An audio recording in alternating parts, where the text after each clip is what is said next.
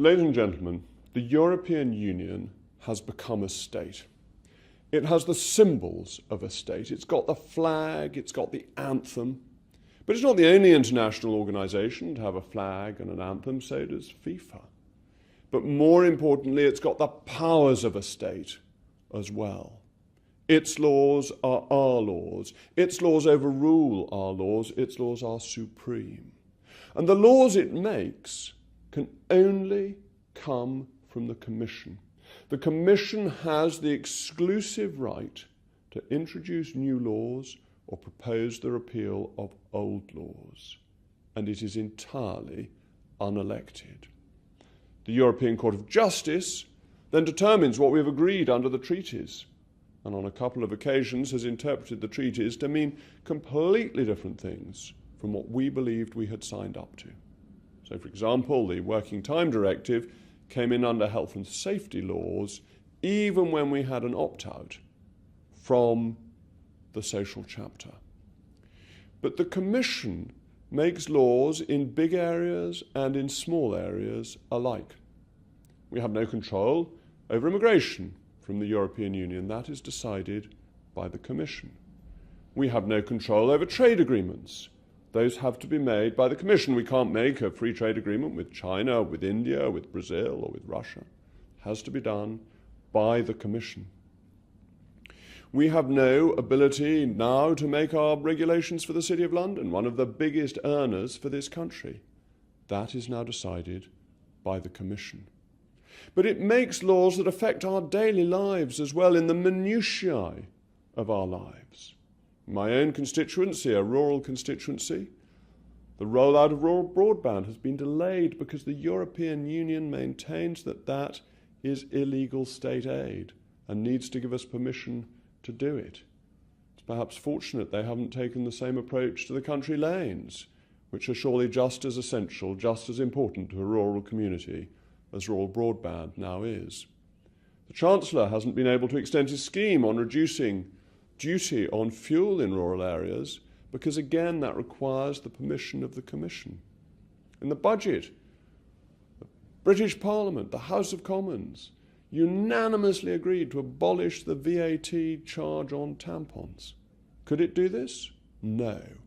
All the Prime Minister could do was go to Brussels, and at a dinner discussing the tragedy of migration, he had to raise the question with the other heads of state and government of women's sanitary products. And when he did so, could the Council, the democratically elected heads of state and government, do anything about it? Far from it. All they could do was ask the Commission if it would bring forward proposals. And the Commission has very generously, kindly, thoughtfully, benevolently said that it may bring forward such proposals. But interestingly, it's waiting until after the 23rd of June to do so. So the EU has the symbols of the state and the powers of a state, and it makes laws in a way that is not democratically accountable. But it's worse than that, because it's a failed state. Look at what the EU has done and what it fails to do. Look at its failings and then see that it wants more powers still, where no doubt it will fail further.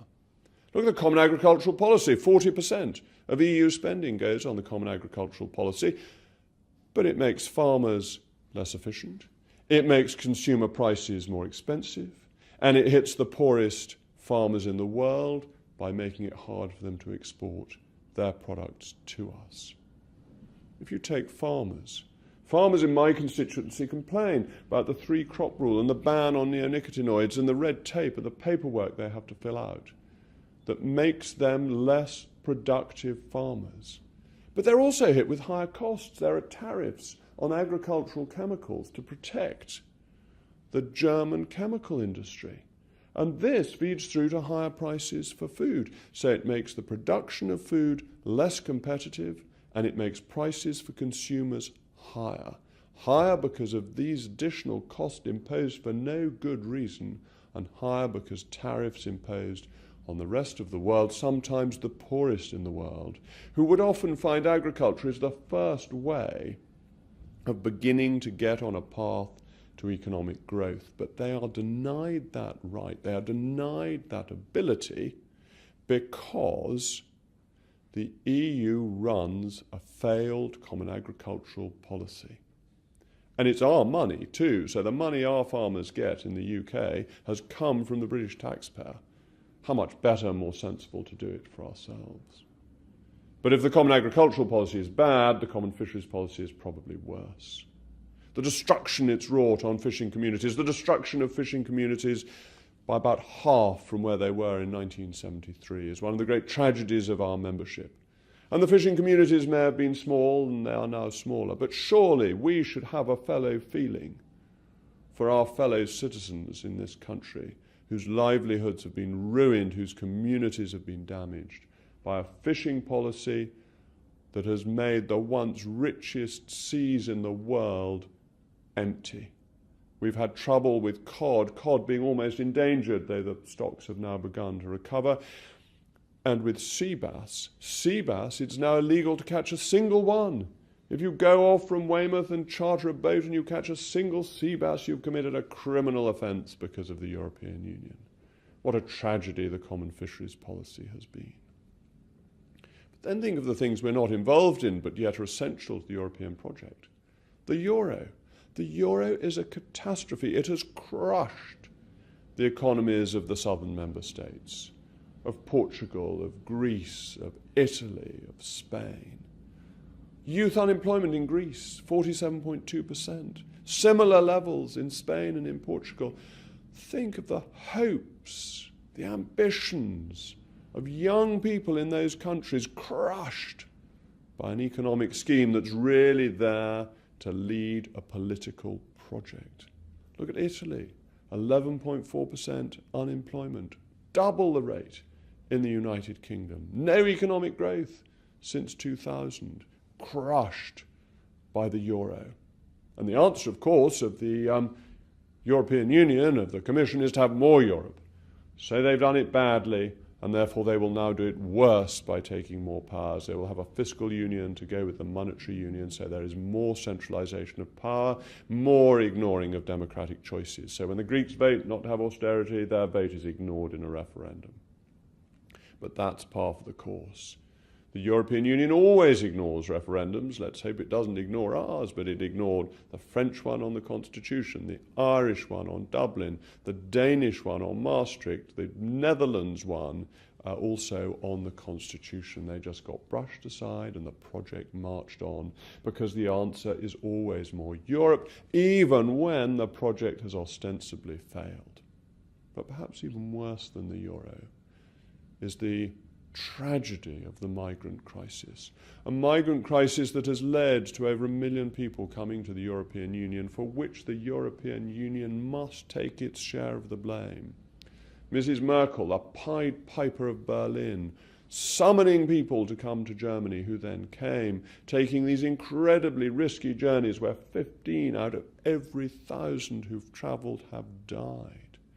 This real tragedy, this blot on the conscience of Europe, for which Europe has a responsibility. Why? Partly because Schengen took away internal borders, and as the Prime Minister of Hungary said, nobody wanted to go to Hungary, so when they knew they could only get through country by country, the journey was much less attractive. Partly because of the view of human rights that meant that if you were rescued, instead of being taken back home, you had a right to come into the European Union. And therefore people took increasingly risky journeys, knowing that if they were rescued, they would get in. And so people take leaky boats and risk their lives. And this has encouraged a mass movement of people for which there was then no proper provision when they arrived, and where many people have died in the process. And once again, what is the solution? The solution is more Europe. Let's have a European border force. That'll be the right answer. Let's make sure that Europe takes charge, because having destroyed internal borders and therefore stopped any control in the continent itself, we'll be really good at doing it across the whole of the border of the European Union. The answer to failure is always the same. So you have a failed state on the agricultural policy, a failed state on the fisheries policy, a failed state on the euro, and a failed state on migration. And that is what we have tied ourselves up to. But as we tie ourselves up to it, we have lost our democratic right. Once it's a European competence, we cannot change the law. How you vote at a general election cannot change what happens. So the parties draw up manifestos, but anything they say on agriculture is irrelevant. It's all decided by EU. Anything on trade, it's all decided by the EU. Specific promises in manifestos turn out to be undeliverable because of the EU. The Conservatives in their last manifesto said they would stop paying child benefit to people whose children didn't live in this country. Pretty modest and reasonable request, but it's not allowed under European law. The Conservatives also said they'd bring migration down to the tens of thousands from the hundreds of thousands. Not allowed under European law. So how people vote is of less importance. In 1997 and 2010, the British people had the appearance of a complete change of government. But they could only change the government in relation to things that were not decided by the European Union. Anything that is with Europe is not any longer our democratic right. And this has a number of effects. Some of our laws come in spite of the opposition of the British government. We only have, under Lisbon, 8% of the votes on the Council of Ministers, which is lower than our proportionate share. We have one MEP for every 450,000 of population, against one for 70,000 for Malta. Again, beneath our proportionate share and more like the pre-1832 Parliament than the one we've got now. So we can't stop laws coming in. And David Cameron has lost every single vote in the Council of Ministers since he's been Prime Minister, 40 of them since 2010. So we don't get our own way within the EU. But then you can't, as a constituent, as a British citizen, seek redress of grievance once it is Europe. I've had cases of this as a local MP. People come to me when they've been maltreated by the bureaucracy, whether it's the council or the government or Europe. When it's the council or the government, the response from official bodies is usually pretty good. They try and put things right, and there are means of raising them in Parliament if they don't. But with Europe, nothing can be done. When it's the European Union, the British government may be penalised if it helps a constituent. I had a case of this kind. I was representing a farmer who'd lost some of his single farm payment for a very unfair reason. And I wrote to the government to say this was unfair, and I got a hopeless letter back. So I wrote again saying, no, this really is unfair. This farmer is being badly treated. And that was when I got the truth. And the truth was that if the British government allowed this farmer not to be fined, we, the British government, the British people, would be fined by the European Union, as we have been. We've been fined £650 million in the last 10 years, but not doing what our European masters want. And this right of redress of grievance is something that has existed since Parliament first assembled in 1265. It is one of our most ancient rights. But once it's a European competence, that ancient right has gone. And this is so important. This is important for people across the country of all age groups, of all demographies, because actually it is democracy that determines all the other government's decisions, determines policies over all other areas. So if you think of the economic prospects of leaving the European Union, if we leave, it's decided by us. And this is crucial because the reason the UK is one of the richest countries in the world is not because God made it so. It's because we had the right constitutional framework. Democracy, the rule of law, rights of property and free speech have constrained corrupt government, have made people certain of their contracts, have encouraged them to invest and reap the rewards of their labour. This is protected by democracy, where if anything goes wrong, a government may be replaced by one that will behave properly.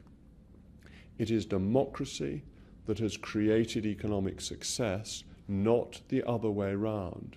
So the risk of remaining in a sclerotic, bureaucratic European Union where democracy is held in contempt is so much greater than leaving and determining our own future democratically.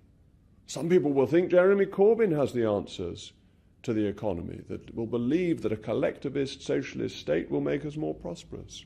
Others will believe, as I do, that David Cameron has the right answers, that being open and free marketing and entrepreneurial will make us a richer and more prosperous nation.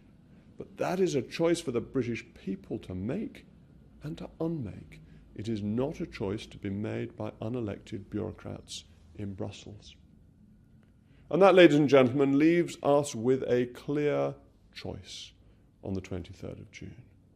The choice is your country Europe, and are you European? Or is your country the United Kingdom, and are you British? If you're European, you're voting for a bureaucratic state, a state controlled by an unelected or unaccountable commission, a state where your vote does not count. If you're voting for the United Kingdom, you're voting for a democratic, free nation, a nation with a long history of liberty, a nation where your vote counts and you get the government that you want. It is a clear choice, a choice of vision, a choice of opportunity, a choice of freedom. And is that choice a European superstate or a free, democratic United Kingdom?